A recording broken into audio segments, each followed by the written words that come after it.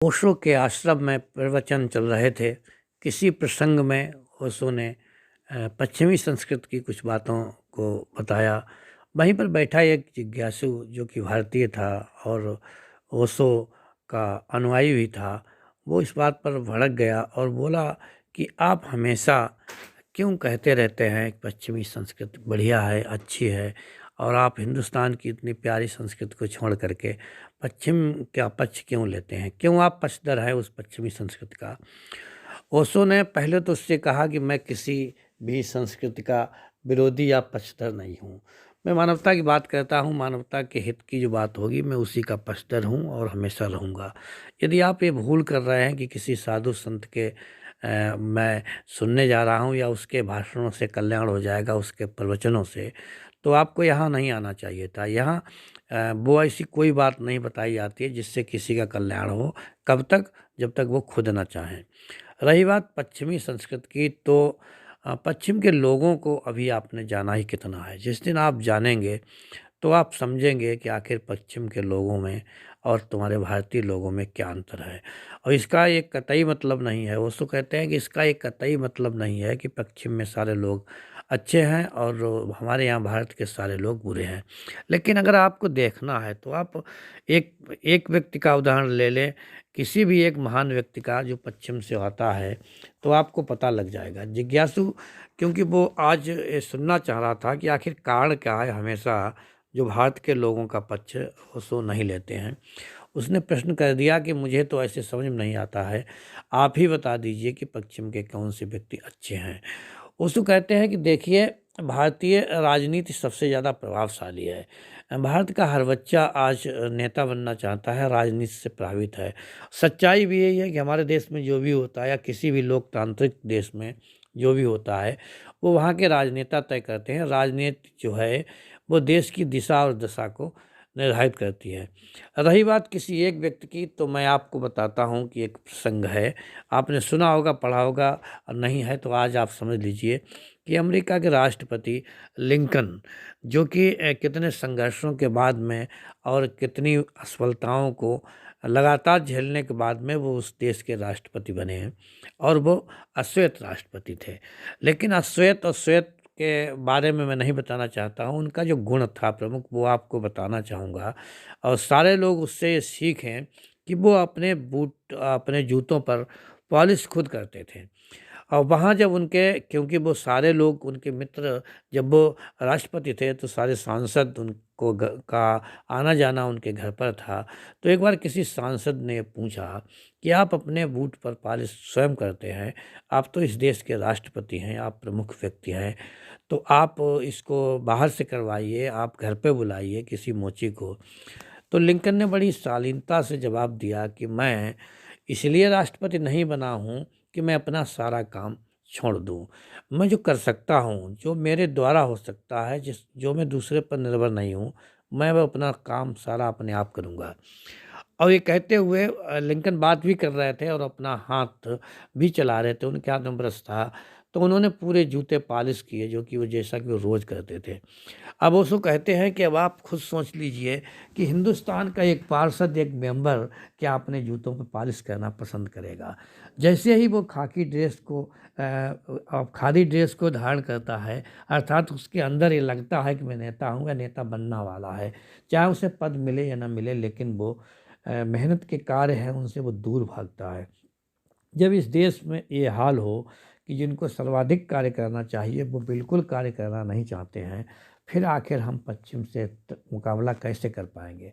कैसे टिक पाएगी हमारी अर्थव्यवस्था? कैसे टिक पाएगी हमारी मानवीय संवेदनाएं उन लोगों के साथ में? उसको कहते हैं कि हमें सीखना होगा उन चीज़ों से जहाँ से हमें अच्छाई मिल रही है। रही बात संस्कृत की, तो संस्कृत तो वही बढ़िया है जो मानवता के कल्याण के लिए काम करे। हमारे देश के नेताओं का हाल आप देख ही रहे हैं, वो कुछ भी करना नहीं चाहते हैं। वो सिर्फ़ और सिर्फ़ पब्लिक को बेवकूफ़ बना करके अपनी राजसत्ता को चलाना चाहते हैं। उसको कहते हैं कि लिंकन जब इतने बड़े पद पर थे, तब भी उनके अंदर जो कार्यकुशलता थी, जो कर्मठता थी, जो स्वावलंबन की झलक थी, वो कहीं गायब नहीं हुई। वरना इतने संघर्षों के बाद में व्यक्ति थक जाता है, ऊब जाता है ज़िंदगी से और वो ऐशो आराम की ज़िंदगी जीता है। लेकिन वह लिंकन ने ऐसा नहीं किया। लिंकन ने हमेशा अपने को संघर्ष में ही रखा और संघर्ष के बलबूते पर ही उन्हें ये पहचान मिली थी। उसको कहते हैं कि अब हिंदुस्तान का एक भी व्यक्ति ऐसा बता दीजिए जो किसी उच्च पद पर हो, सर्वोच्च पद पर हो और वो अपने छोटे मोटे काम भी अपने हाथ करता हो। यहाँ तक कि देखा होगा आपने कि अगर कोई नेत्री हो तो उसके यहाँ खाने बनाने के लिए और महिलाएं आती हैं। क्या कोई महिला जब नेता बन जाएगी तो क्या खाना बनाना भूल जाएगी? उसको सवाल करते हैं उस व्यवस्था पर कि जहाँ झाड़ू पोंछा के लिए और खाना के लिए अन्य लोग लगाए जाते हैं, जबकि व्यक्ति वही रहता है। उच्च पद का मतलब ये बिल्कुल नहीं होता है कि आप अपने रोज़ के काम छोड़ दीजिए, आप जो कर रहे हैं वो छोड़ दीजिए।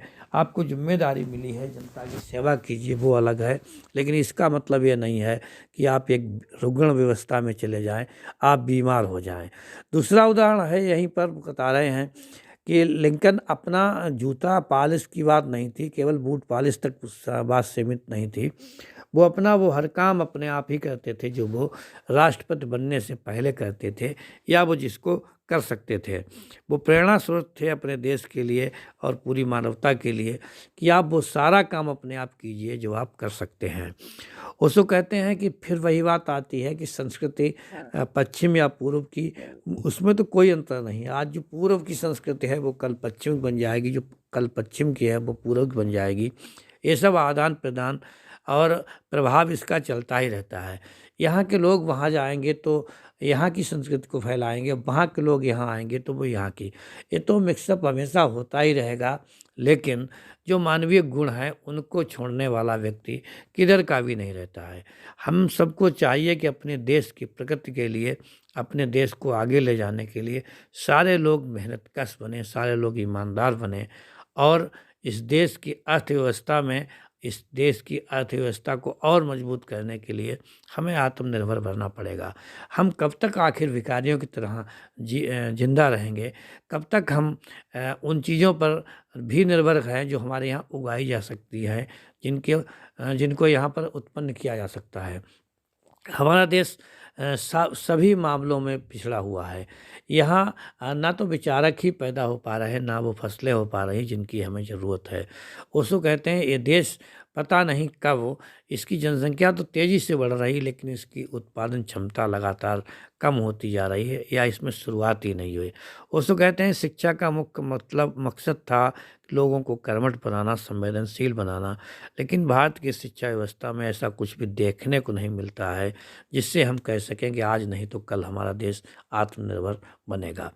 उसकी इतनी बात सुनकर के वो जिज्ञासु तो शांत तो हो ही गया, साथ में जो भी लोग थे वो सभी सोचने पर मजबूर हो गए कि आखिर हमारे देश के साथ ऐसा दुर्भाग्य क्यों है। हमारे यहाँ का छोटा सा छोटा व्यक्ति भी अपने काम स्वयं करना नहीं चाहता है। बस यही अंतर था हमारे देश और जो देश आज विकासशील से विकसित बने हैं उनमें और भारत में। चलिए हम आशा और उम्मीद करते हैं कि हमारा देश भी किसी न किसी दिन इस सूत्र को समझेगा और ये देश संपन्न बन जाएगा।